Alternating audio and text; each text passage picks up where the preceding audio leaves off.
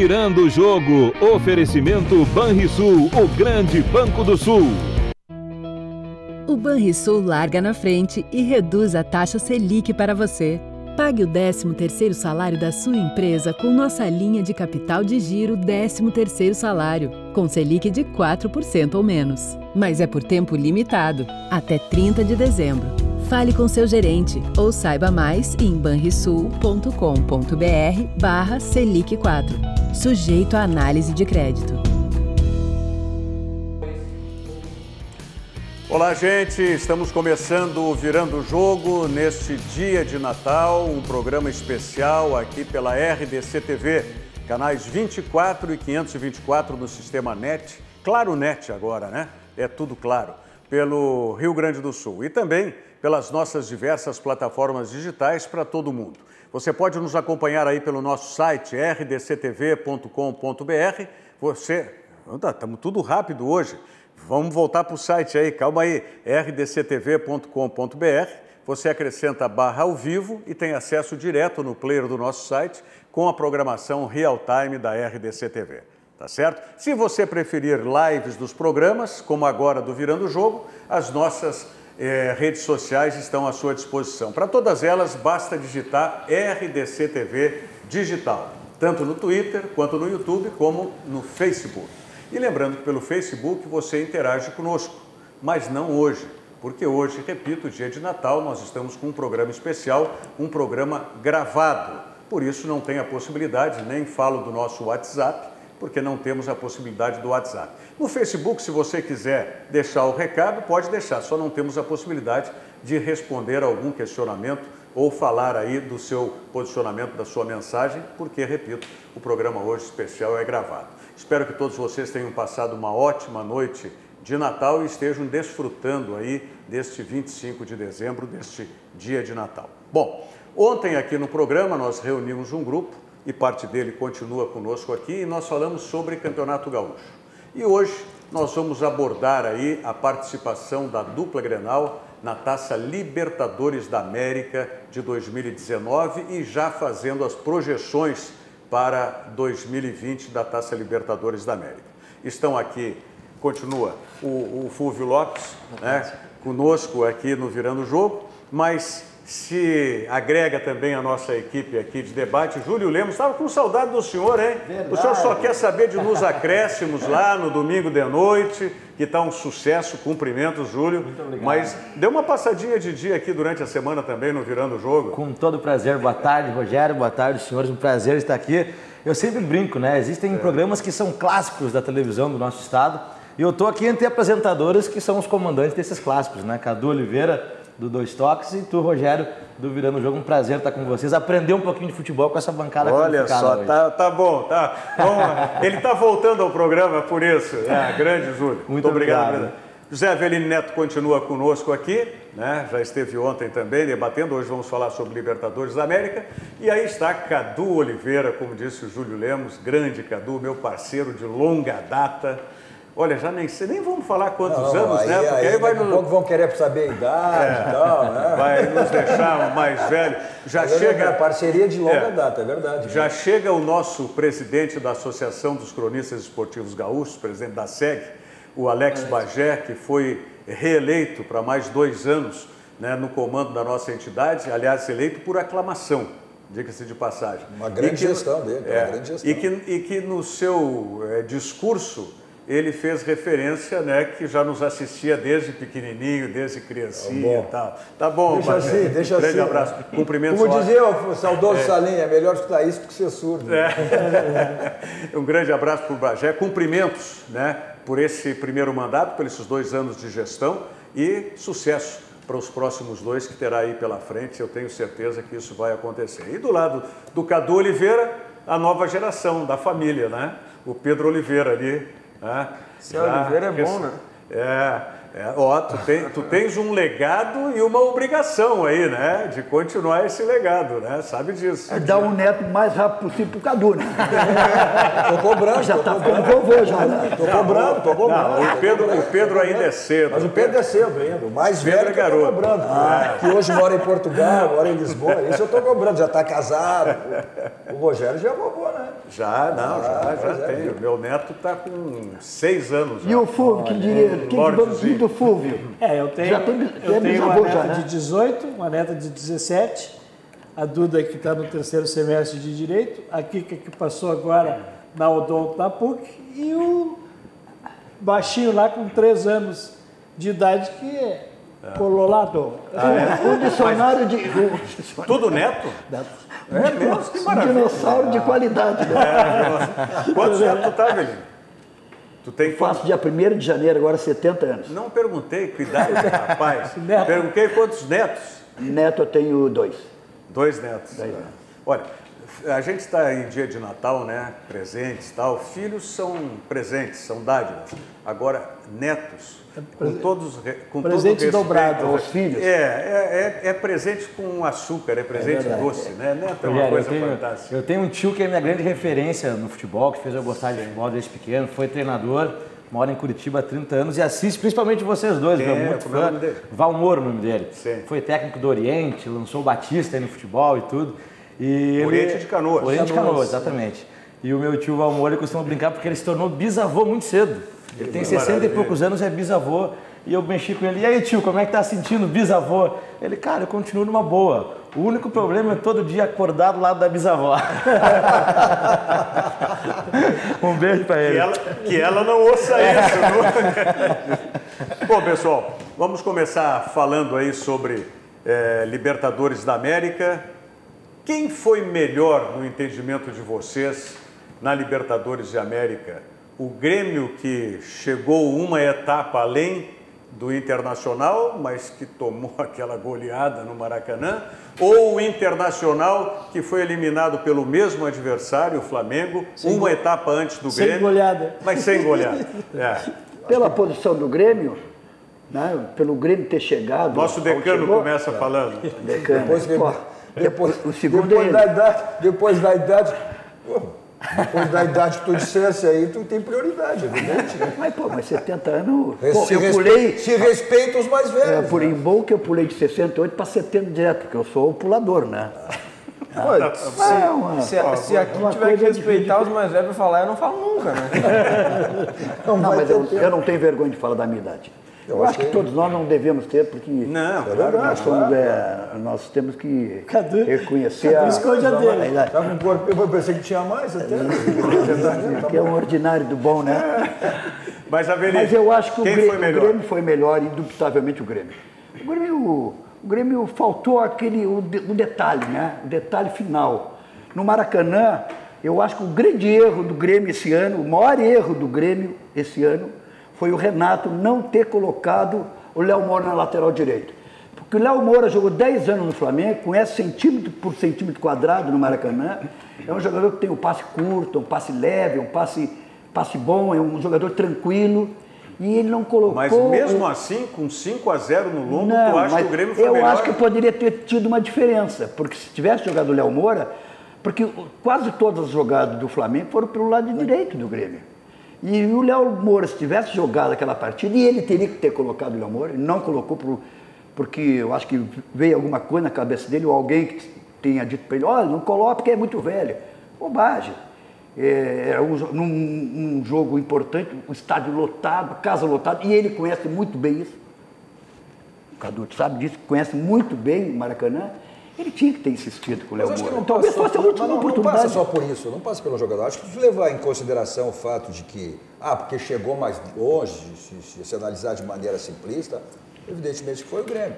Mas eu acho que antes de se analisar quem era o Grêmio, quem foi o Grêmio, qual era o time do Grêmio, quem era o grupo do Grêmio e quem era o Internacional.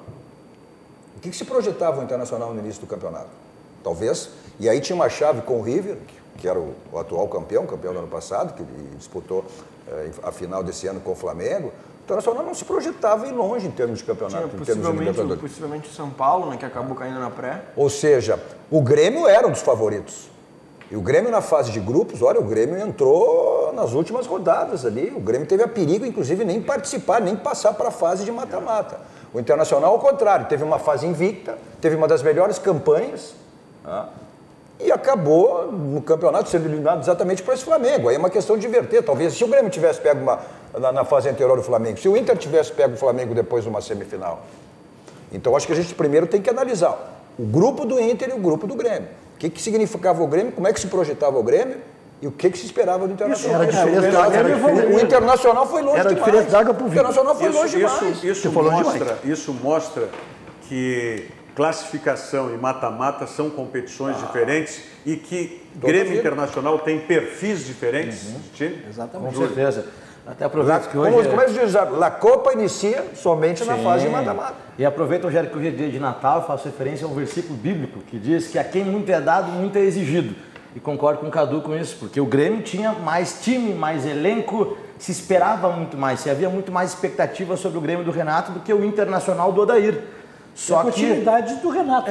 E de fato, a fase de grupos do Grêmio foi horrorosa até o momento que o Renato tomou a atitude de mexer com peças no campo, como o próprio Luan e o ingresso dos garotos, né? O Matheus Henrique e o Jean-Pierre, que mudaram o percurso do Grêmio a partir de então. E depois, na fase de mata-mata, o Grêmio teve uma superioridade bastante considerável sobre os adversários, até encontrar o Flamengo do Jorge Jesus, naquele confronto que se havia tanta troca de farpas, né? E até foi bom, com todo respeito aos gremistas, mas foi bom para o Renato tomar aquele pacote naquele momento, para parar com aquele discurso defasado que o Grêmio continuava tendo o melhor futebol do Brasil e até desmerecendo o Jorge Jesus, há um certo preconceito porque é um treinador estrangeiro. E de fato o Grêmio foi goleado, foi um vexame sim, embora muitos tenham dito que não foi. Para mim foi vexatória assim, a atuação do Grêmio contra o Flamengo. E já o Internacional, eu esperava que o Flamengo teria muito mais facilidade de abater o Inter e não aconteceu. E foi o contrário, exatamente. Pelo contrário. Se a gente voltar da maneira que o Internacional foi eliminado, né, o Internacional vinha naquele jogo lá no Maracanã administrando até o momento que o Odair fez aquilo exatamente que a torcida sempre exigiu. Né? Que mas fosse um time ofensivo. Mas que ele não sabe. Mas que ele não sabe e não tinha treinado. O time não tinha DNA para isso. Perfeito. Esse foi o grande problema do Internacional. Mas querer fazer o que nunca tinha feito. Mas quem é que exigia isso? Não. Quem é que cobrava isso? Não, a torcida. Porque o Odair sabia. Por que ele jogava daquela maneira? Então é verdade que depois que ele saiu, Internacional... Tá, isso é relativo. Essa é uma discussão que eu tenho, porque depende muito de como você prepara o time. O time do Internacional, eu não vejo que o time do Internacional tivesse essa limitação de ser obrigado a jogar sempre daquela maneira proposta pelo Odair. Perfeito, mas... Porque se tivesse o Odair, né, uma outra visão de treinador, uma outra experiência, um outro conhecimento até maior que ele vai adquirir com o tempo, ele poderia estruturar o time de uma maneira diferente. Mas quando ele estruturou de maneira diferente, onde é que ele chegou? Não, ele não estruturou de maneira diferente. Contra esse Flamengo? Não, Cadu. Contra o Atlético Paranaense aqui na decisão? Ele não estruturou de maneira diferente. Mas aí é que tá. Ele foi aquele time propositivo que toda a torcida queria. Ele nunca estruturou para isso. O Internacional não tinha. Tanto que essa é a grande diferença. Onde você pega um time que tem essa estrutura e que pode ir mal numa fase de classificação como foi o Grêmio, mas que vai bem até o seu comandante ter uma insegurança que passou para o time, que foi esse 5-0, tá? Que é o caso do Grêmio. O Internacional não tinha essa estrutura. Essa é a grande discordância que eu tenho em relação à Tina, na opinião. Eu entendo que se fosse um outro treinador com as mesmas peças, que tivesse preparado o time, não só para ser reativo, mas que fosse um time propositivo também, o Internacional teria condições. Não digo que vai ganhar, que vai eliminar Flamengo e tudo, mas o que para mim aconteceu? O Odair, em alguns momentos, tentou fazer aquilo que, vamos dizer, ele tenha treinado 2% do tempo dele.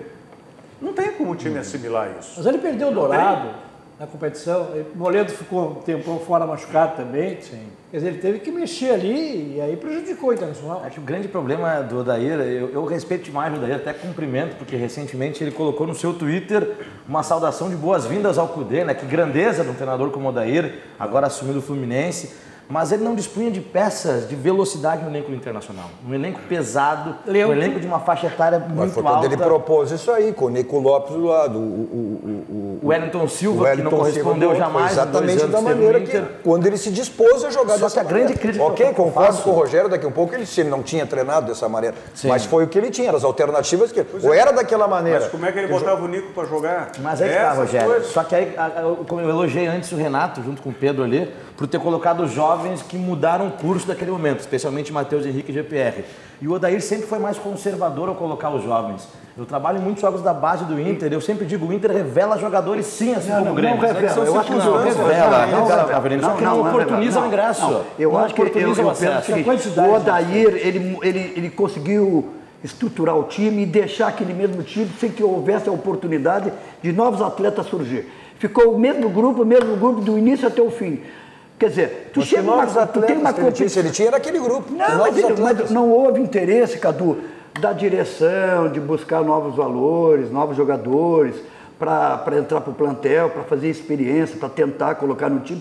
Não havia isso aí. Então o que aconteceu? Parei um pouquinho, o Inter montou um time no início da temporada, questão financeira. A gente está acompanhando aí agora. A questão financeira.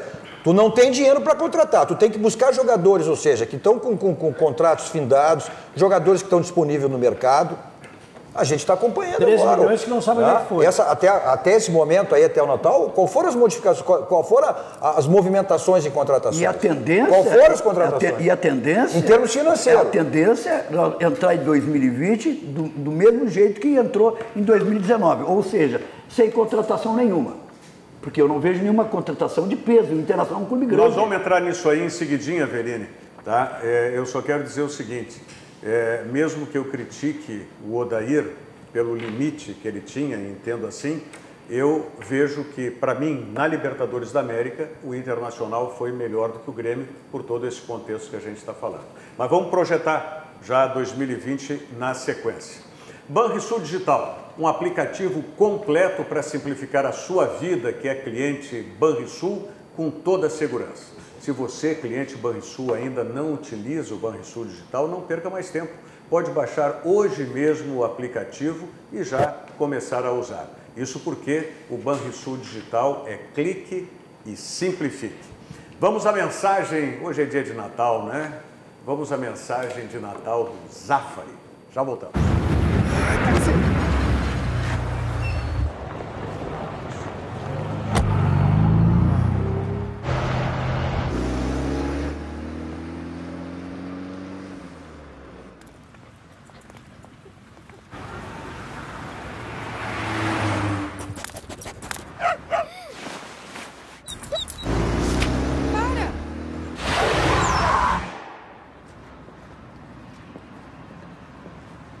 Oh, happy day. Oh, happy day. When Jesus washed. When Jesus washed. He washed my sins away. Oh, happy day. Oh, happy day.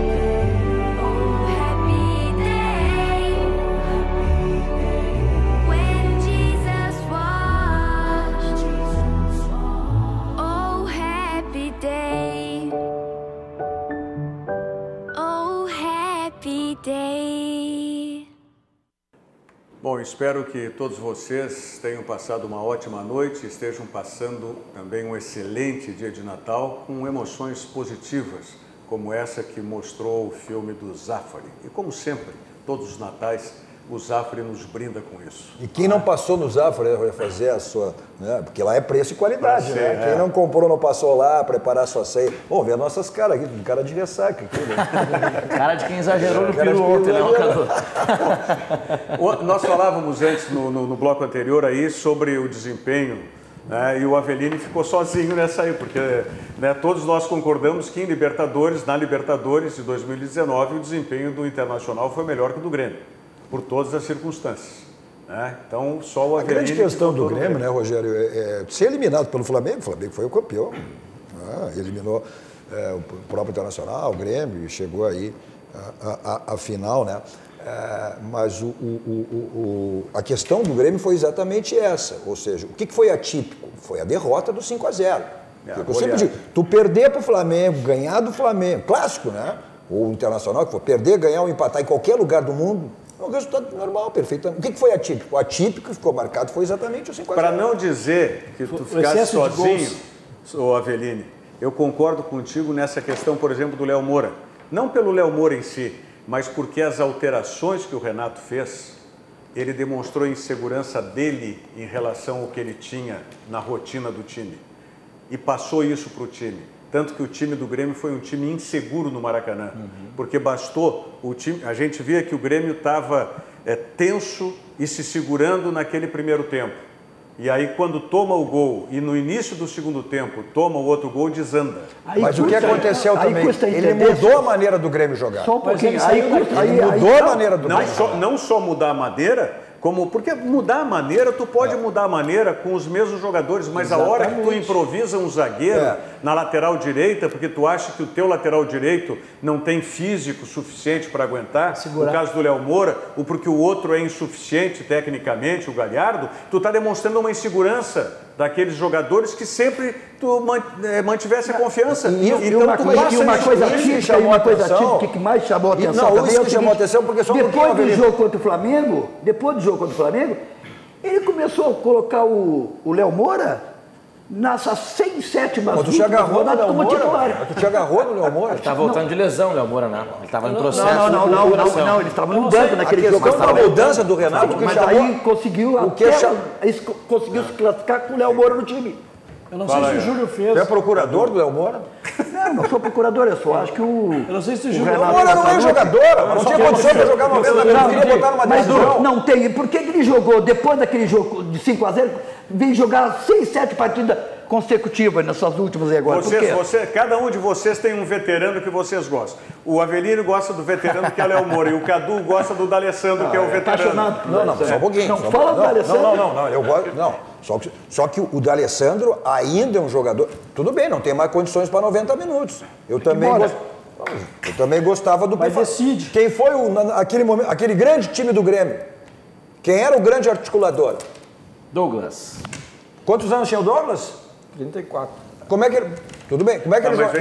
Não tinha condições para 90 minutos. Aí tu vai ter que botar o D'Alessandro a jogar como o Renato botou o Douglas. Lá na frente, sem nenhuma responsabilidade. O que acho que vai acontecer com o Coudet. É essa maneira que ele vai jogar centralizado. Eu sempre questionei isso. Ele é um jogador que exatamente não tem mais perna para voltar, para recompor, para jogar lateralizado. Concordo totalmente com É um jogador que nem o Douglas fazia. Mas que tem foi uma o coisa Douglas? só. Mas aí, o Internacional vai ser um time muito lento. Mas aí que tá, eu ia dizer o seguinte, quando o Rogério fez a comparação do Douglas... E o Pedro que tinha Porque é colocado... lento. Quem tem que ter velocidade é a bola. Não, mas claro, mas só um pouquinho, tem que ter qualidade. Só um pouquinho. Essa história que o D'Alessandro é lento, não. Ele tem que fazer a bola ter velocidade. O Douglas também era um jogador que jogava praticamente parado. O que ele fazia? Ele dava velocidade à bola. Mas tem uma diferença, Cadu, o seguinte, concordo contigo, só que o Douglas, naquele time campeão da Copa do Brasil, tinha na frente como falso 9 o Luan. Então, quando o Grêmio recompunha, o Luan retornava e o Douglas avançava. Só que hoje o Internacional tem o Guerreiro, que também é um jogador veterano, fantástico jogador, mas tô dizendo que tem um ataque mais. Mas o Guerreiro não se fala na idade dele, né? Porque o Guerreiro não tem o compromisso na recomposição. Porque faz gol. O Guerreiro é mais novo. Ele é um centroavante de área. Mas é uma característica diferente. Faz gols. Mas é mais um, o Guerreiro também. O Guerreiro é um jogador que joga de bico da área, bico de área. Nós estávamos falando do D'Alessandro. O D'Alessandro é um baita do jogador, é um craque, não tem condições mais de jogar os 90 minutos, não tem. Mas o D'Alessandro jogava muito bem quando tinha aquele que era argentino também, como é que é que jogava como número 5, Guinha Azul. Porque eles tinham um passe curto e a bola saía com muita qualidade do meio ao ataque.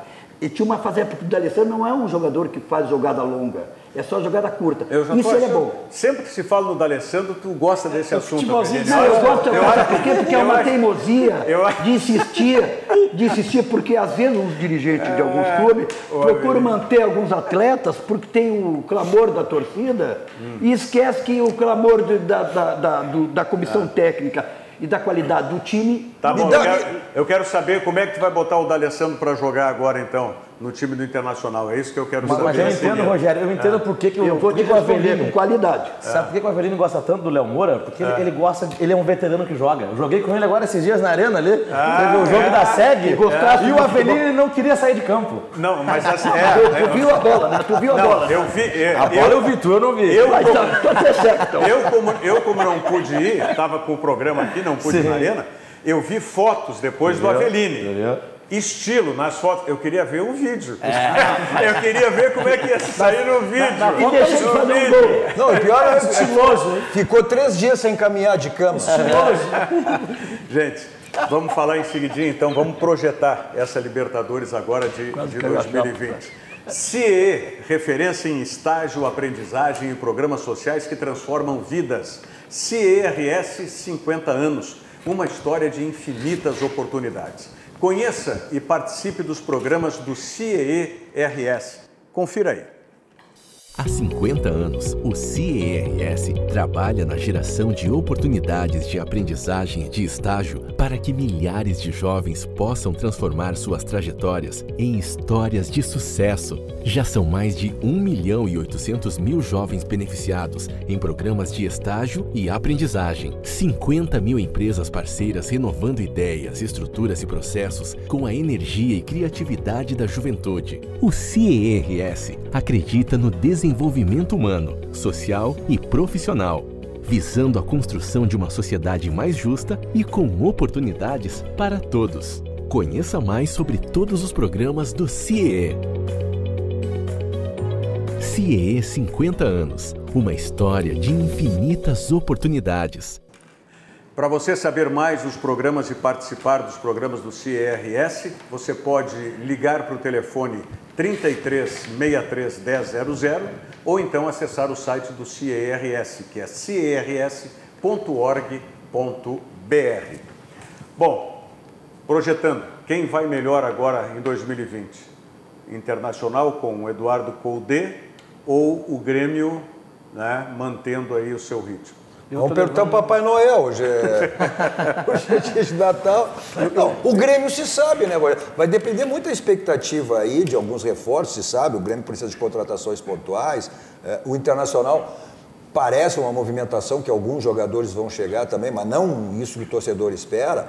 Agora, em relação ao Coudet, aí vai entrar naquilo, vem ao encontro daquilo que tu falasse em relação ao Odair. A maneira que ele vai posicionar o time, a maneira que... E pelo que se sabe, a maneira que o Coudet joga, são times de muita intensidade. Quando ele chegou, ele disse, no meu time ninguém caminha, todo mundo corre. Ninguém caminha. Ou seja, ele tem um time propositivo, mas é um time que daqui a um pouco recompõe, é um time de muita movimentação. Acho que o 10 do Coudet, assistindo poucos jogos que eu pude assistir do Racing e acompanhando principalmente essa entrevista do Coudet lá na Argentina, que ele estava o Coudet falando por telefone e o D'Alessandro estava presencialmente lá. E acompanhando tudo isso, eu acho que quem periga jogar no time do Inter com o 10 como o jogador que arma aquele jogo é o Sarrafiori. Porque o Sarrafiori ainda está aprendendo, ainda tem pouco tempo no time profissional. Eu acho que ele vai ter chance com o Coudet Eu agora? acho que sim, porque o Sarrafiori é um meia, mas é um meia muito intenso, é um meia que consegue tirar o time de trás, tem um... O Sarrafiori é um meia atacante, Pedro. Então, justamente não é um meia armador, é um meia atacante. Mas o Coudet vai trazer ele para trás, porque é um meia muito intenso. E hoje o Inter não tem, tirando o Sarrafiori, não tem um meia intenso. Júlio. Não tem intensidade. Eu levo mais expectativa no Grêmio, embora eu tenha aprovado muito a contratação do Coudet. É que o Inter, se sabe, o Inter é uma incógnita. O Inter, em relação ao que o Coudet vai poder fazer. O Grêmio se sabe. Mas o Grêmio tem que melhorar consideravelmente em relação a esse ano. Sem dúvida. Tanto um como o outro, só que em termos de qualidade. Tem me agradado as contratações que o Grêmio tem feito.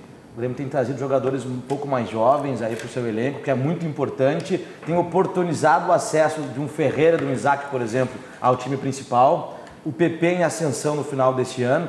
Então eu levo fé porque o Grêmio já tem uma base e um padrão de jogo que nós conhecemos. Falta um goleiro. Falta um goleiro, sem dúvida alguma. Já o Internacional, eu acredito muito no Cudê, só que a gente sabe que futebol não se faz de uma hora para outra. Essa mudança de chave, sendo que tem pré-Libertadores já em seguida, é pouquíssimo tempo para o Cudê implantar sua filosofia de trabalho. Aí é evidente que ele não vai fazer o time... E o Inter vai para uma pré-Libertadores aí lá no início de fevereiro.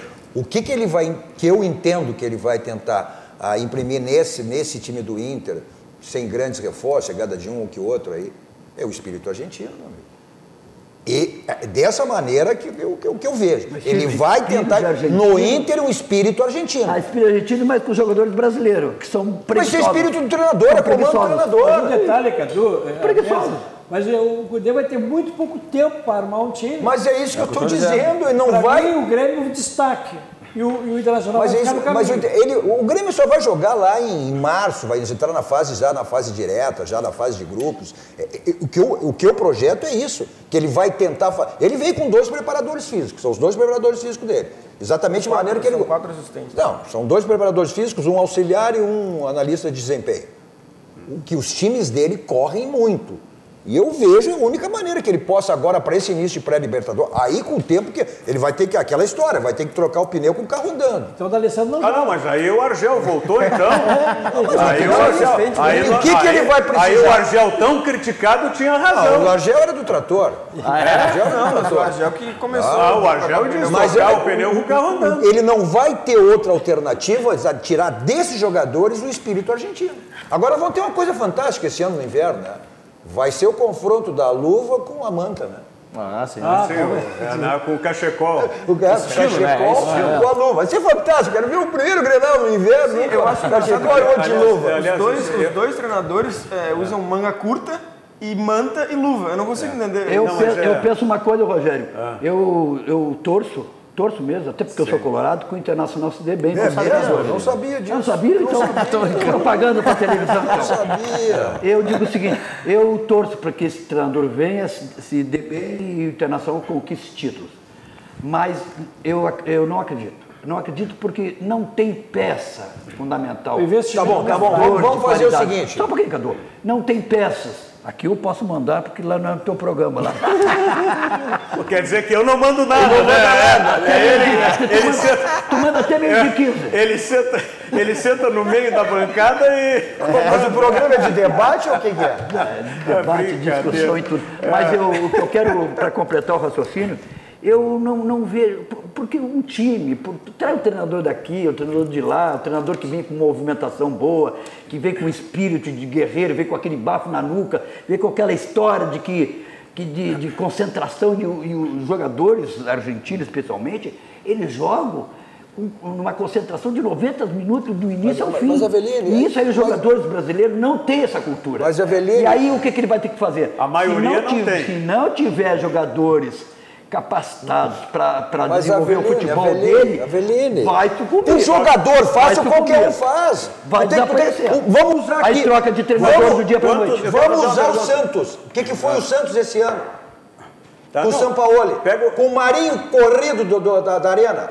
Com o Sacha corrido do Beira-Rio. Soteldo com 1,5 m. Onde é que chegou? Quem foi?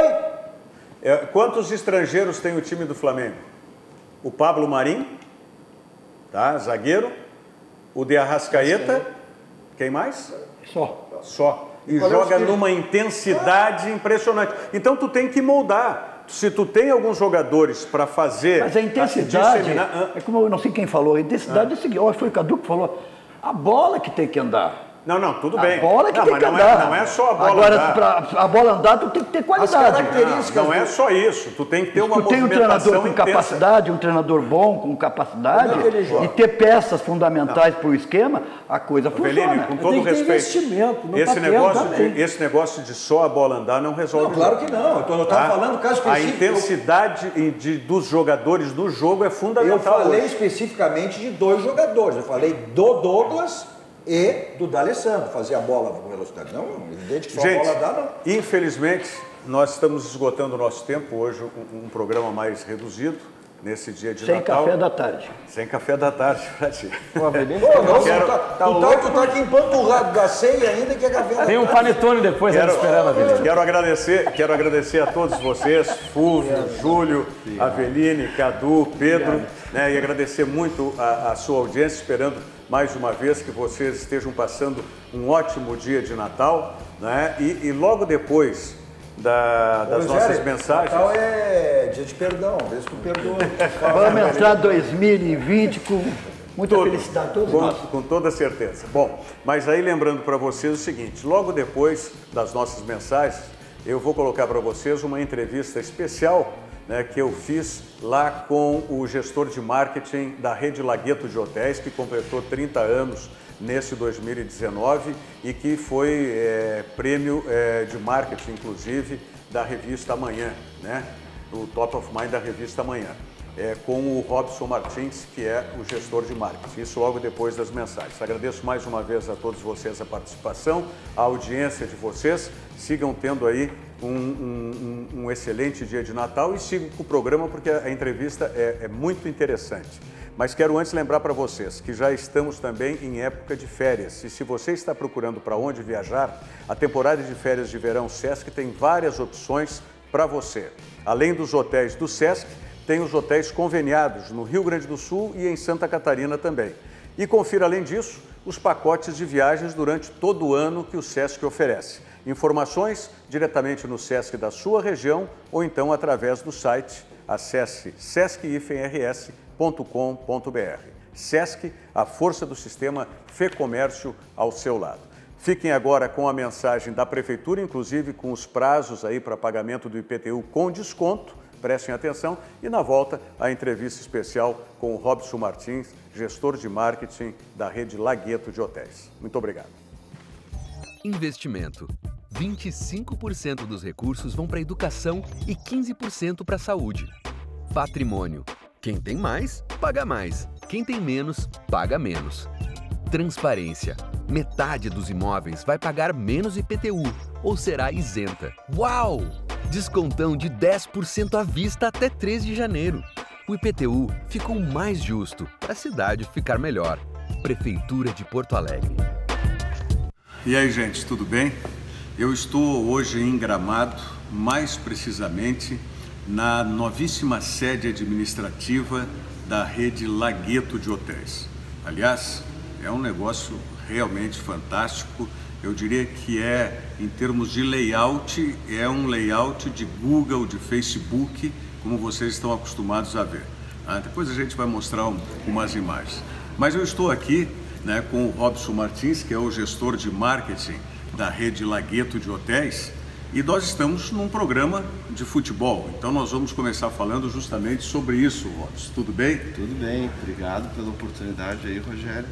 E bem-vindos aqui na nossa sede, né? Como tu disse, eu digo mais, eu acho que aqui é mais legal que a sede do Facebook. Que o do Google, realmente. Mas aqui está estampado, vocês estão vendo lá atrás as camisetas de Grêmio de Internacional. Aquelas, né, autografadas. Devidamente autografadas, né, pelos jogadores.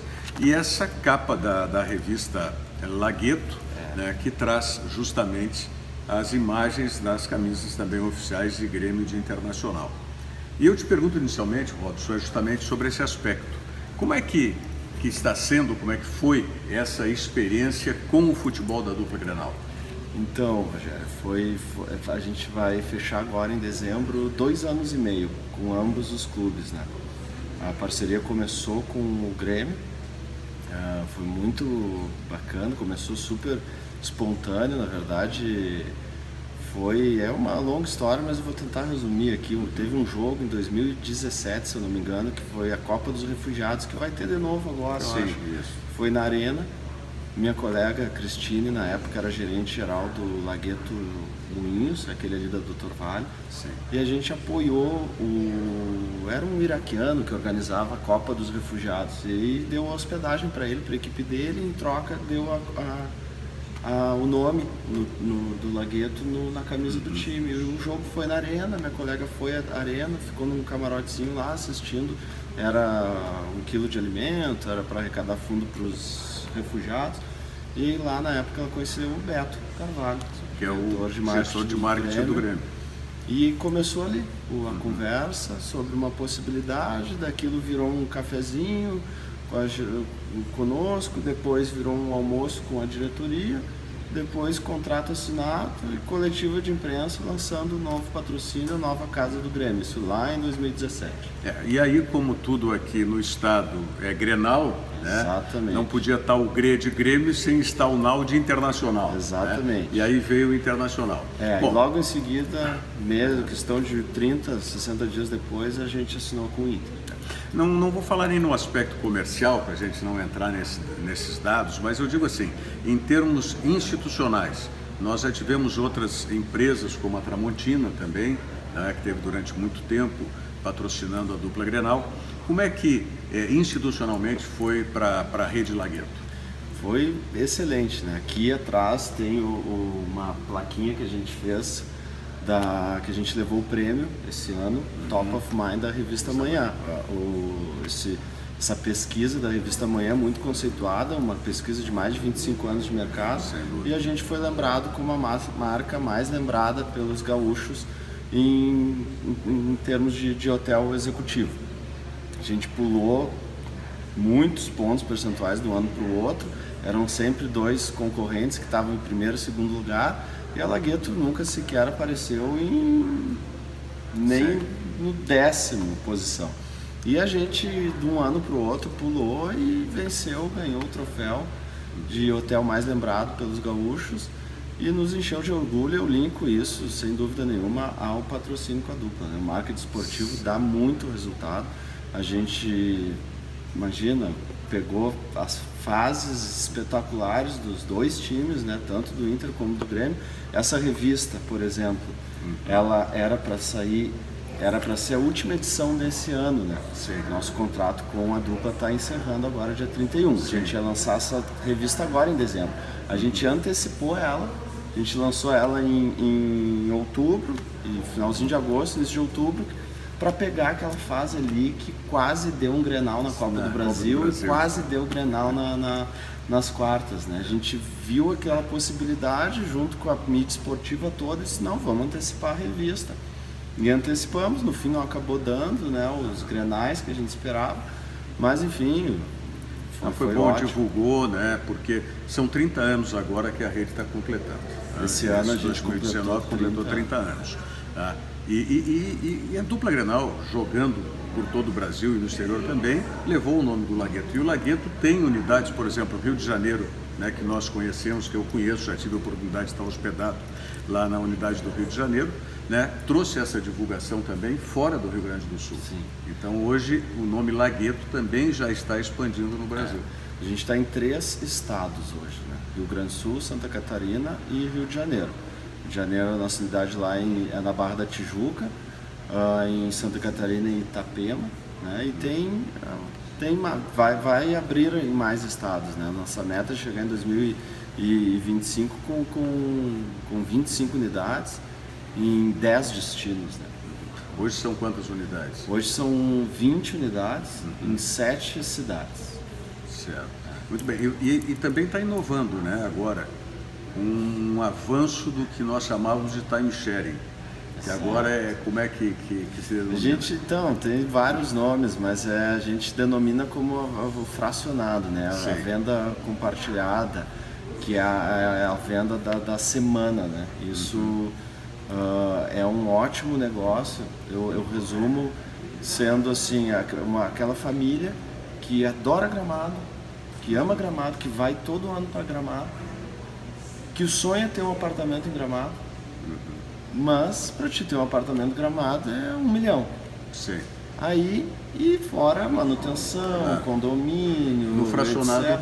Fracionado, o pessoal vai fazer um investimento muito menor, existem cotas de 60 a 120 mil reais e tu vai ser dono da tua semana dentro de um hotel da rede. Muito bem.